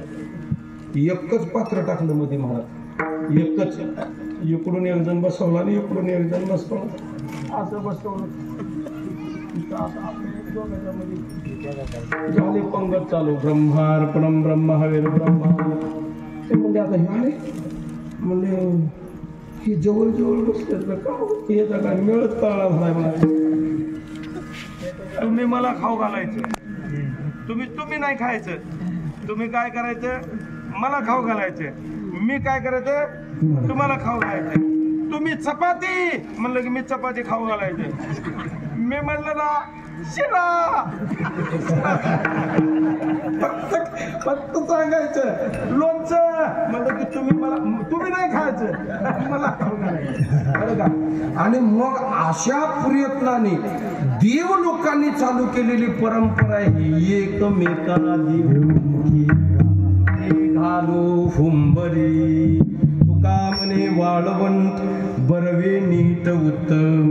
वाळवंट बरवे नीट आणि उत्तम. बरं का? हा एक काला अंतःकरणाच्या वाळवंटात होतो, एक. दुसरा काला चंद्रभागेच्या वाळवंटामध्ये होतो आणि तिसरा काला सद आचाराचा काला होत असतो. बरं का? एक वाळवंटातला काला, एक हृदयाच्या वाळवंटातला काला. हेही आहे. तुका म्हणे चित्त करारे निर्मळ गोपाळ नाही तेथे. बरं, दही भाताचा खिचडी काला. बरं का? एक आत्मशुद्धी करण्यासाठी काला आहे, बरोबर. हरिनामाचा खिचडी काला. प्रेमे मोहिला साधने, काय का? आणि बरं, आता ह्या काल्याचे अधिकारी कोण आहे? तर त्या काल्याचा अधिकारी सांगितलंय वैष्णव निका सम्रम. निका वैष्णव पाहिजे हा काला खाण्यासाठी. आणि काला देण्यासाठी कोण पाहिजे? नाही का? भानुदास गीती गात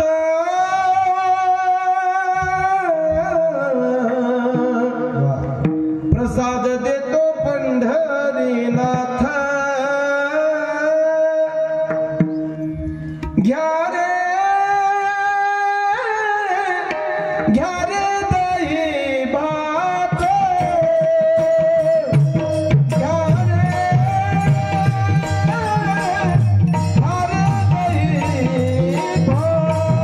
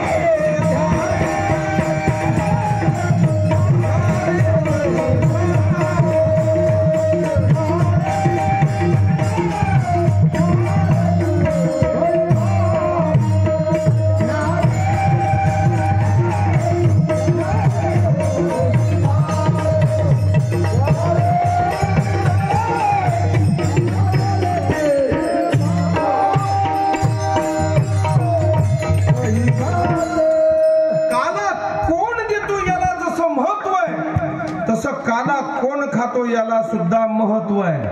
देणारा कोण आहे? भगवान परमात्मा आहे. काला करीती संत जन सवे त्याच्या नारायण. साक्षात भगवान परमात्मा काला देणारे, काला खाणारे कोण आहेत? तर निके वैष्णव आहेत. निका सांगितलंय.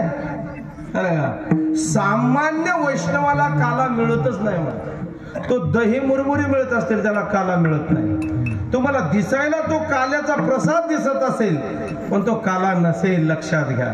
काला खाण्यासाठी वैष्णव व्हावं लागतं. उग आम्ही काला खाला हो सगळं तसलं हो का?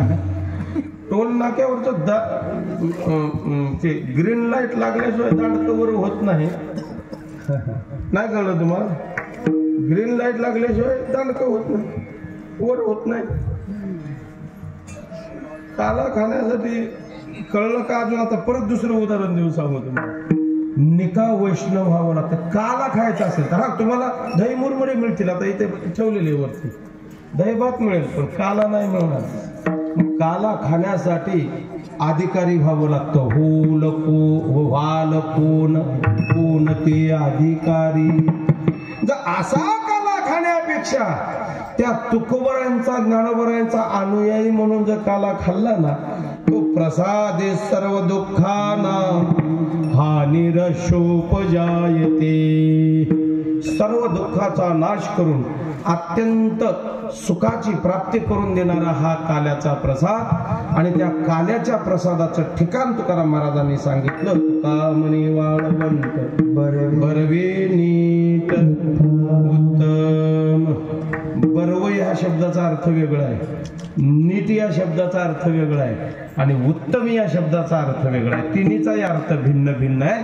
आपली वेळ मर्यादा संपत आल्यामुळे आपण या अभंगावरती चिंतन केलेलं आहे. एक 10 मिनिटांमध्ये औपचारिकता म्हणून काल्याचा प्रसंग पाहू. भगवान श्रीकृष्णाचं चरित्र वर्णन केल्याशिवाय त्या प्रसादाला प्रसादत्व निर्माण होत नाही.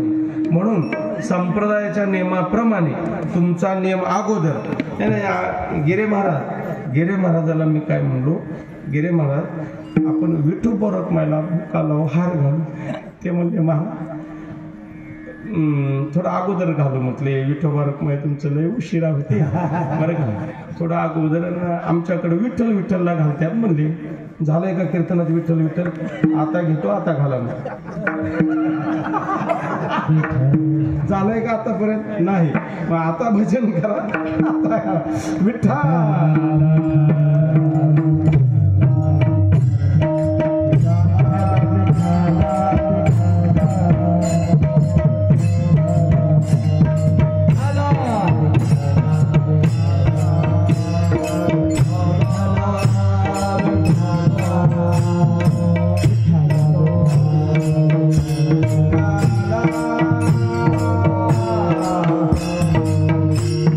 हरे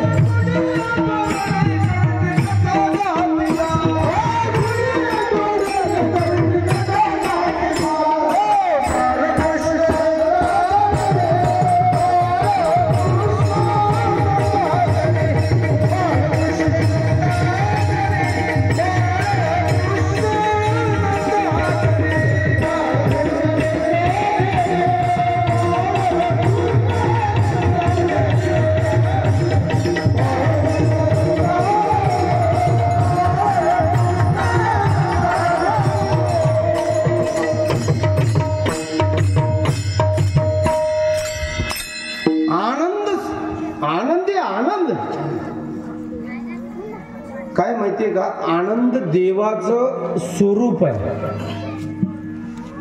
आनंद देवाचं नाव आहे, आनंद देवाच्या पूर्णत्वाची प्राप्ती आहे. लक्षात घ्या, जिथे भगवान परमात्मा साक्षात आले तिथं दुःख दारिद्र्य कसं राहील. एकाने प्रश्न केला, म्हणले नंद बाबाचा राजवाडा कोणता आहे सांगा बरं, आम्हाला थोडं भेटून यायचं नंद बाबाला.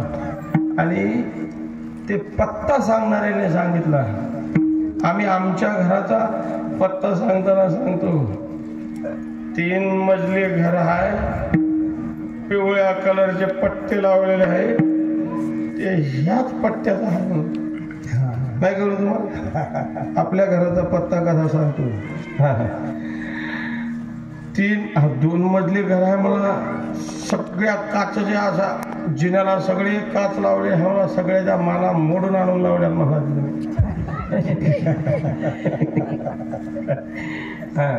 एकाला नीट ठेवलं नाही मला, ते घर आपलं आहे मला. हे आपल्या घराच्या खुणा सांगतो आपण, बरोबर आहे ना, आपल्या घराच्या खुणा. नाहीतरी आपल्या घरावर नाव लिहिलेलं असतं. आपल्या घरावर काय नाव असतं माहितीये का, आपल्या घरावर नाव असतं समा.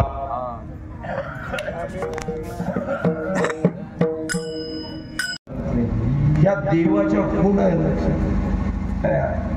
देव घराला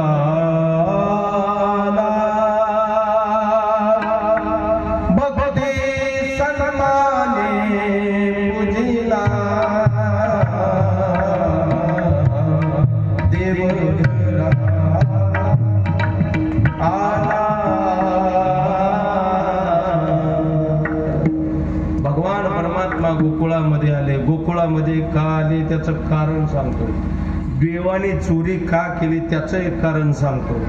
आणि देवाला भांडायला जाणाऱ्या नंदबाबाच्या राजवाड्यामध्ये बाया त्या कोण होत्या, एका वाक्यात, म्हणजे तिन्हीचं रूपांतर एका वाक्यात सांगतो.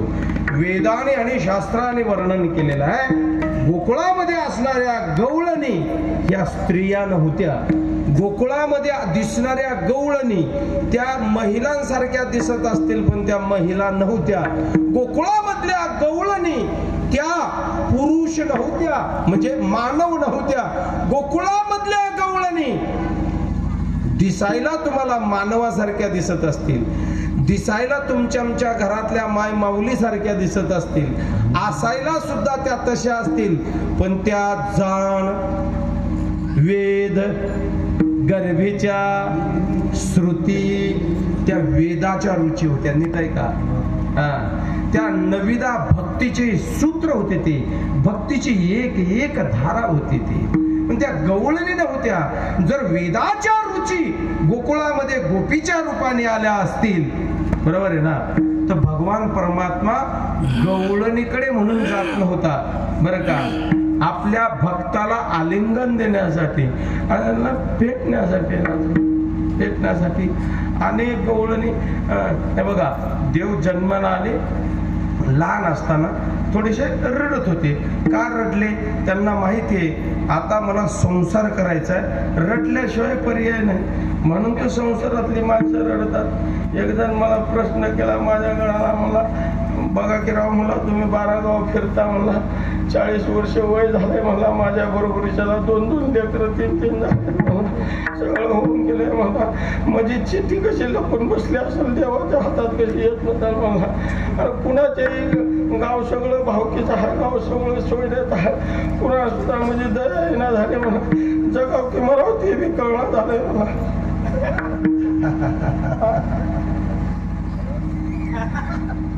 मग हुंडा कोणी देण्यात येईना मला मी 10 लाख रुपये द्यायला तयार आहोत तरी कोणी द्या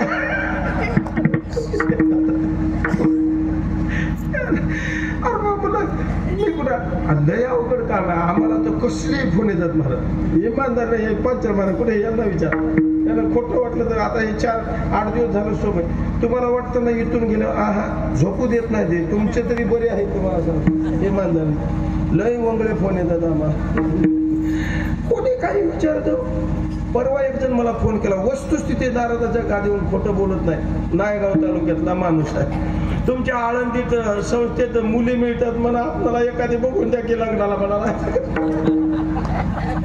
अरे येडी हळद म्हणला आळंदीत मुली मिळत नाहीत लग्न लावणारी मंगल कार्यालय आहेत म्हणला तिथं लग्न लावून मिळतात आणि म्हणला आणि पोरगी म्हणून तू घेऊन ये 2 आण नाही तर 3 आण आता काल एकाने फोन केला यांच्या समोर म्हणलं एखादी आम्हाला मुलगी दत्तक घ्यायची आहे मला कुठे एखादी असली तर सांगा की मला अनाथ आश्रमामध्ये मी म्हणलं मला कशाला विचार मला तिथं जाय कर्वे रोडला सिंधुताई सत्काळचा आश्रम आहे तिथं जाऊन त्यांची डॉक्युमेंटली तुझे हे तयार कर प्रोसेस कर तिथं काही सांगत तू असंच एक जण भेटलं मी म्हणलं तुझं आता 40 वर्ष वय झालंय आता तुला 45 वर्ष वय आहे त्याला लग्न करायचं म्हणल्यावर 40 वर्षाची तर नवरी पाहिजे की नाही हा 40 वर्षाची आणि 40 वर्षाची मुलगी तुला मी कुठून शोधून आणि बापू मजाला काय व्हायला नाही म्हणला असं केलं तसं माहित नाही म्हणून कसं 40 वर्षाची एक मिळणं गेली तर 20 वर्षाच्या 2 घेऊन या केलं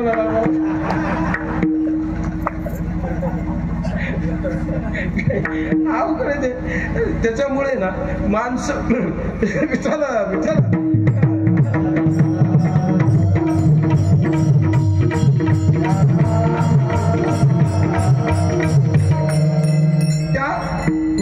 त्या गवळणी ना भगवान श्रीकृष्ण रडायचे का रडायचे म्हणजे संसारात सगळे रडणारच आहेत ना त्याच्यामुळे देवाला रडावं लागलं आणि मग देव राधेला बघितली की शांत बसायचे आणि यशोदा मैया खिडकीतून राधेला भगवान बघितले की शांत ते भक्ती आहे ना एखाद्याच्या जर अंगात आलं पुढचं कोड जर कडक असेल ते जहाल अंगात येत असतो बरं का आणि करणे बाधा केलेलं पुढचा मंत्री जर पॉवरफुल असेल ना हे केलेला माणूस जागेवर बसत असं म्हणतात बरं का आपल्याला माहित नाही तसं देवाला भक्त समोर दिसल्यानंतर असं होत असतं अध्यात्म रामायणामध्ये एक प्रसंग आहे भक्ताचे प्रकार सांगितले तुम्ही लक्षात ठेवा तुमच्या मला अध्यात्म रामायण त्याच्यामध्ये लंका जाळली सगळं विषय संपला पुष्पक विमाना बसून प्रभू रामचंद्र अयोध्येमध्ये आले राजा झाले आणि हनुमंतराय एक दिवशी दर्शनाला गेले हनुमंतरायाला नाव विचारलं तुम्ही कोण कुठून आले हनुमंतराय म्हणला बरं चांगलं काम आहे म्हणलं 12 वाजेपर्यंत झोपू दिलं नाही मला दाराला भोंगे आणून गाड्या उभं करून घेऊन जात होत्या म्हणलं दवा महिना झाला नाही तर तुम्ही कोण म्हणाल्या म्हणला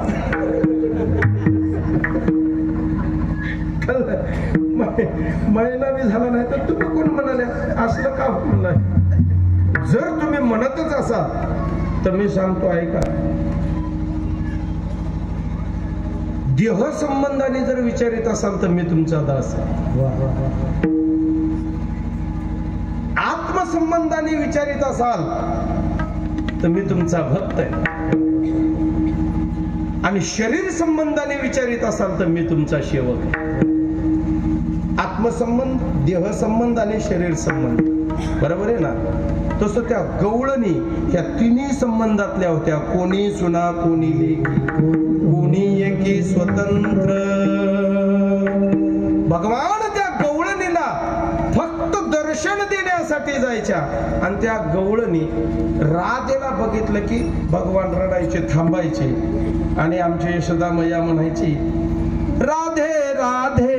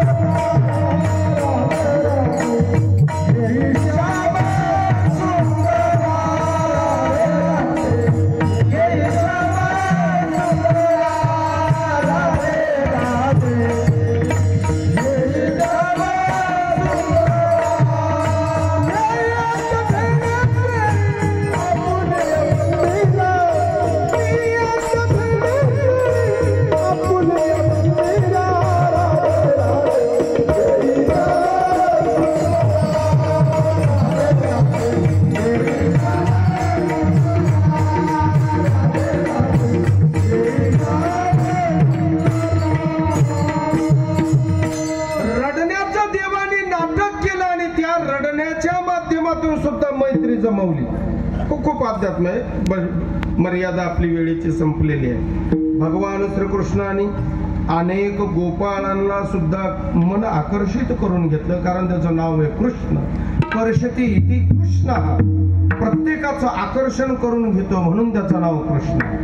प्रत्येकाच्या मनावरती अधिराज्य करतो म्हणून तो कृष्ण आहे. बरं का, जरी नावाने आणि शरीराने तो बाहेर दिसत असेल तर त्याचा संबंध आपल्या डायरेक्टली आपल्या हृदयाशी, आत्म्याशी आहे. तैसा हृदयामध्ये मेरा आपल्या शरीराशी संबंध आहे. ममैंशो जीवलोके जीवभूत सनातना.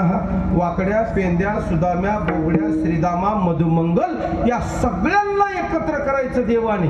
आणि त्यांना म्हणायचं, का रे आपल्या घरी एवढ्या गायी आहेत, म्हशी आहेत, दही आहेत, दूध आहेत, तुम्हाला घरचे खायला देत नाहीत का? ते म्हणले देत नाहीत देवा. सगळं दूध चाललंय म्हणले डेअरीला आणि खरूच पोरांच्या टेरीला. काय म्हटले, खाण्यापिण्याला काहीच नाही. आणि तसंच असतं, सगळं दूध डेअरीला जातं आणि पातेलं इसळून चहा तयार होत असतो. हा आपली वस्तुस्थिती तशी आहे.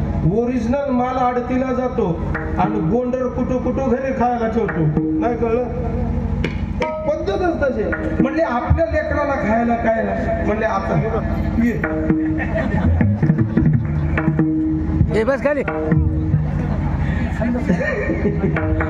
बस. आता त्याला घरचं माणूस गटायला अर्धा तास जाते. काय हा मिळाले गडे आजी. नातू होय की? हा होय होय. बर बसले जवळ बसले म्हणून म्हणाला. व्याजावरच प्रेम चालू आहे सध्या. आता मुद्दलाकडे कोणी बघत नाही. व्याजाला माणूस सोडित नाही. तुम्हाला सांगतो, मुद्दल लाख बुडाने हरकत नाही, पण व्याजा त्या 1000 ठेवीत नाही माणूस. तसं हे म्हाताऱ्या माणसाचं व्याज आहे, त्या व्याजावर प्रेम आहे. ह्या व्याजावर प्रेम नाही करावं तर छान भाकर कोण देणार आहे? विठाला विठाला.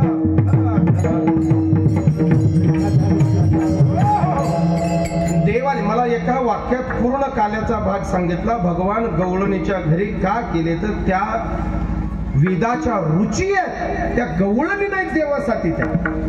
त्या देवासाठी तो शरीराचा अर्धनारी नटेश्वर देवाच्या एका कुटुंबाचा, देवाच्या सांप्रदायिक तत्वाचा एक भाग आहे म्हणून जायच्या. पण गवळणीलाही ते कळत होतं. पण बाकी पाहणाऱ्या आज्ञानी जीवाला, आज्ञानी मात्र फक्त कृष्णन, राधान, गवळण हा भेद करायचे. ज्ञानी भक्त त्यांच्याकडे पाहत असताना देव भक्त नाही दुजा असा विचार करायचे. बरं का, असा विचार करायचे. पण त्यातले काही गवळणी यशोदेकडे यायच्या ना. यशोदे म्हटले, हे बघ आता कसं आहे, मोठ्याच्या घरच्या लेकराला बोलून जमत नाही. मोठ्याच्या लेकराने आपल्या गाडीची काच जरी फोडली समजा गाडीचे काच जरी फोडली तर कोणी काय म्हणत नाही मोठ्याच्या लेकराला. गरीबाचं लेकरू बिस्किट खाताना मोठ्याच्या दारात नुसतं कागद जरी चॉकलेटचं टाकलं तरी त्याच्या बापाला त्याचं उत्तर द्यायला जावं लागते. म्हणून तर पूर्वीपासून एक म्हण आहे, मोठ्याचा आला गाडा. आता मोठ्याचा आला गाडा म्हणायचं नाही, मोठ्याचा चालू झाला राडा म्हणावा लागला नाही का. म्हणजे तसाही विषय नाही. पण एवढं तुमचं मोठ्याचं राज्यशाही ताकद आमच्या गरिबानं तुझ्या घरी येऊन तुझ्या लेकराबरोबर बद्दल जर आम्ही तक्रारी केल्या, यशोदे तुला हे खरं वाटेल का म्हटले. आणि कृष्ण आहे का नाही त्याच्यामध्ये तिच्यासोबत एक दुसरी होती, कोपराला हात लावली तिला. सर मागं म्हणली भांडायचा क्लास केली नाही वाटलंय तू म्हणाली तिला. भांडायचा क्लास केली नाही का काय शरक माही म्हणले. अगं तुमच्यात हिंमत नाही म्हणून तो खोड्या करतो म्हणली. त्याची काय ताकद आहे म्हणली. माझ्या घरी म्हणली येऊन ह्याची काय ताकद आहे म्हणे. तुम्हाला जमना झालंय म्हणली. वल्ली फोक काढायची म्हणली, नारळाचं दाव घ्यावं म्हणली, पाण्यात भिजवा म्हणली, हातपाय बांधव, वल्ल्या फोकाने झळकाव. ह्यानं दुसऱ्या बाजूला गल्लीकडे सुद्धा बघायला नाही पाहिजे म्हणे. हिनं म्हणाली त्या गवळणीला मागं करून. कृष्ण वागड्याला म्हणाले पेंद्या होता जवळ बोबड्या होता. बोबड्याला कृष्ण म्हणाला कोण व्हाय रे हे. बोबड्या तिकडून म्हणाला बत्यात घेता त्या तक्ते झाली पलवाटीनं. बत्यात घेता त्या अध्यक्ष झाली म्हणला कुठला तिच्या नादी नको लय डेंजर आहे म्हणला. दुसऱ्याचा चष्मा काढते स्वतःच्या डोळ्याला लावून घेते म्हणला ते. आणि म्हणला थांबा आजी हिच्याच घरी जायचं म्हणला, दुसरीकडे जायचंच नाही. मोर्चा आपला हिच्याच घरी. आणि बरोबर रात्री तिच्याच घरी गेले भगवान परमात्मा. तिच्याच घरी गेले. दही दूध लोणी खाल्लं. दही दूध लोणी खाल्लं. तिनं बांधण्यासाठी ते नारळाचा नवीन कात्या आणून ठेवली होती, दोऱ्याच्या गुंड्या. बादली ठेवली म्हणजे ह्याला आला की बांधायचा. देव पण बादलीच्या बाहेर ठेवलं होतं. देवाने अगोदर गेल्यावर भिजू घातलं ते पाण्यात. भिजू घातलं. दही दूध खाल्लं. खाऊन ते दुधानं जे आहे ते उलट केलं. का केलं. हे देहरूपी दुधान आहे तो. दह्या दुधाचं दुधानं नाही. पहाटे गवळणी तवती पालती दुधानी. आमच्या माय माऊल्याचं 4 दिवस गावाला जायचं झालं तर पाण्याचे भांडे पालती ठेवतात, बरोबर ना. का ठेवतात. त्याच्यात केर कचरा किडा मुंगी पडू नये म्हणून, बरोबर. देवाने काय केलं, विकाराच्या दुधानातला माल फेकून दिला आणि ते दुधानं पालतं केलं. आता परत विकार येऊन त्याच्यात घुसू नये. आणि जाता जाता लोणी काय केलं, तिच्या सुनाच्या तोंडाला लावलं. कुणाला. त्या म्हातारीच्या सुनाच्या तोंडाला. आणि दोघीच्या पायाला खुरखुऱ्या खाजून उठवलं तिने. म्हातारी उठल्यावर म्हातारी इकडे बसलेली, सून तिकडे बसली. काय वाजलं चावलं पायाला, काय खाजलं पायाला. म्हातारी इकडून बघाली, सून तिकडून बघाली. म्हातारी सुनाकडे बघाली. लोणी लावली काय म्हणली हा उगच विनाकारण म्हणली. त्या नंदाच्या पोराला 15 दिवस झालं गल्लीचं भांडण घ्यावं लावं म्हणली. मी 15 दिवस झालं लोणी तू खावालीस. अगं झोपेतून तर उठाव, ब्रश तरी करावं, तोंड तरी धुवावं. झोपेतून उठण्याच्या काका बरंच करून खाऊन परत झोपली. ते म्हणली सासूबाई देवा शपथ नाही सासूबाई इमानदारी नाही. मी माळकऱ्याच्या घरच्या माझ्या मायबापाला संस्कार इमानदारीने सांगतो. मी तुम्ही जर जेवण नाही दिलं तर मी 2 दिवस उपाशी राहू शकतो सासूबाई. मी खाल्लं नाही म्हणाले. बघ बघ बघ कसं झोपी चल लोणी खाऊन बघ म्हणाले. बरं का म्हणजे हे बघ मला पुराव्याची गरज नाही. तुझ्या तोंडाला लोणी दिसावं बघ. तिनं असं तिला वाटलं कोलगेट होय की काय कोलगेट. बरं का लोणी तोंडाला दिसाले असल्या आनंद. देव बरं देव तेवढ्यावर थांबले नाही. दुसऱ्या दिवशी त्याच घरी गेले. म्हातारीच्या तोंडाला लोणी लावलं सासूच्या आणि सुनाला उठवलं. सासूबाई मलाच नाव ठेवत गेल्या. माझ्या मायबापाच्या खानदानीचा उद्धार केला. तुम्ही आमच्या पलीकडच्या खानदानीचे दिसाले म्हणाले. ती म्हणली काय झालं. बाकीचं काहीच बोलली नाही. आरसा आणून पुढं केली. बया म्हणली मी तर लोणी कसं झालं की काय झालं की तुला असं काल तुला असंच झालं वाटलं. मग तेच सांगत होते म्हणते. असे आनंद चरित्र देवाने केले. आणि सगळ्या घराने सांगाया आल्या गोकुळेच्या स्त्रिया. यशोदा माया म्हणते पावा घोंगडी घेऊन पायी संगे गोपाळ घेऊन गाई वृंदावनी आले लवलाई वेणू वाजविला सुस्वरे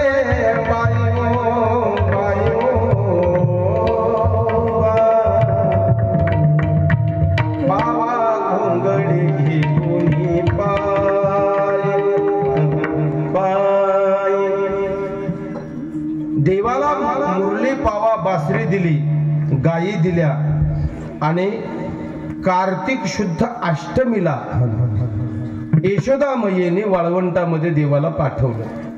का वाळवंटात पाठवलं? घरात खोडी करतो, हे बघा खोडी करणारा घरात बी करतो, दारात बी करतो. इथं गावात जे नीट राहत नाही ते नांदेडला नीट राहिलं असं तुम्हाला वाटतंय? जे कुठंच नीट राहत नाही ते आळंदीला पाठवतात, तिथं कसे नीट राहतील म्हणा.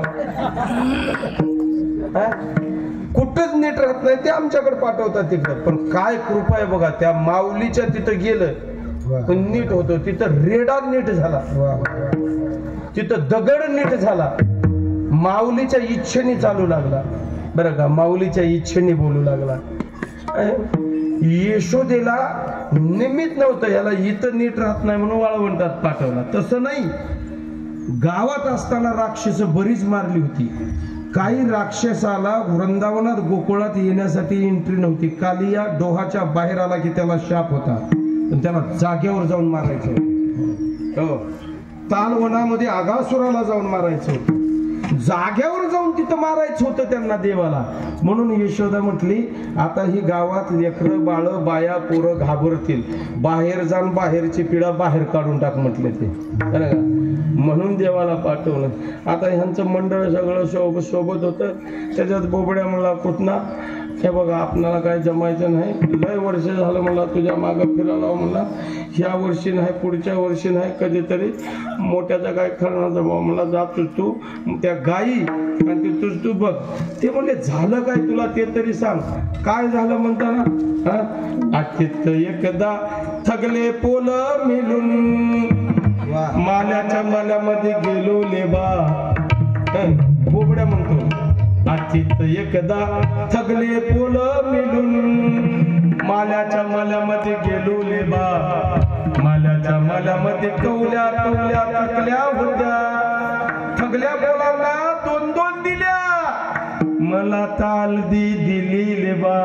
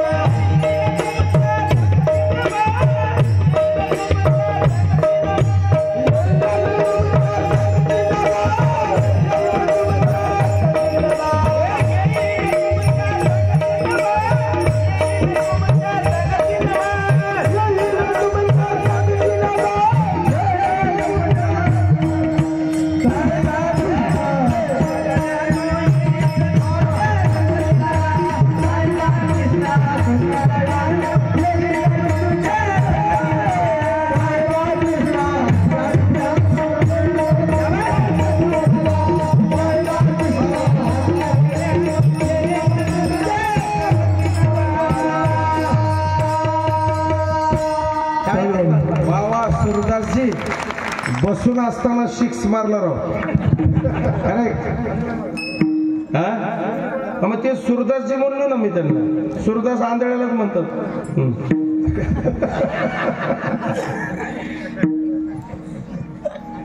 आतीत एकदा थगले पोल मिळून येतो त्या घरी गेलो लेबा. येतो दमाईने पुलन पोल्या केल्या होत्या, थगल्या पोलांना दोन दोन दिल्या, मला ताल दिली लेबा. हो दैवा पुन्हा आता गद्याने येईल मुद्द्या थंडतील बा.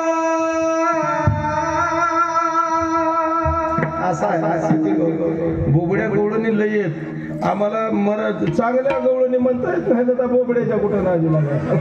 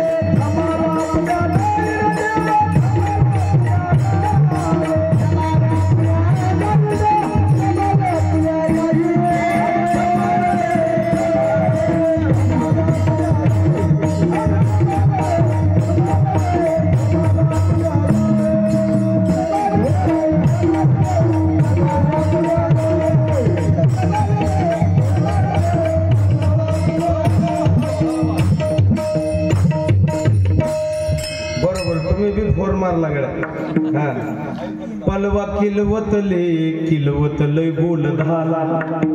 ते तुमच्या अगोदरच हे ऐकून घ्या. तुम्ही जे म्हणलं ना त्याच्या अगोदरच आहे. पलवा किलवत लय बोल झाला. गाय वेल्यानंतर कोवळ्या दुधाचं शिजवल्या जातं त्याला काय म्हणतात खरवस. त्याचं खरं नाव काय खरवस. पण ते आता ते बोबडच होतं. त्याला बोबड्या लोकांना र म्हणता येत नाही ल म्हणतात ते. पलवा किलवत लय बोल झाला. मी गली बले म्हणून थोला दिला. तुला वातलले याला काय तलत नाही. कुठना थांबाला आपल्या गाली. आम्ही आमच्या घलाची जातो भाई. आम्ही येणार नाही म्हणजे तुझ्या संगतीने येणार नाही. ते गायी बघ आणि तू बघ. गायी कोणत्या होत्या गोनाम इंद्रिय. हे 5 ज्ञान इंद्रिय 5 कर्म इंद्रिय 11वं मन. ह्या गायी राखण्यासाठी स्वच्छ यमुनेच्या वाळवंटामध्ये भगवान श्रीकृष्ण परमात्मा गेले. ह्या इंद्रियाला वाळवंटामध्ये फिरवून वाळवंटामध्ये टाकून घोळून धावपळीनं पळवून परत शांत केलं. झाडाखाली बसवलं. झाली आता वेळ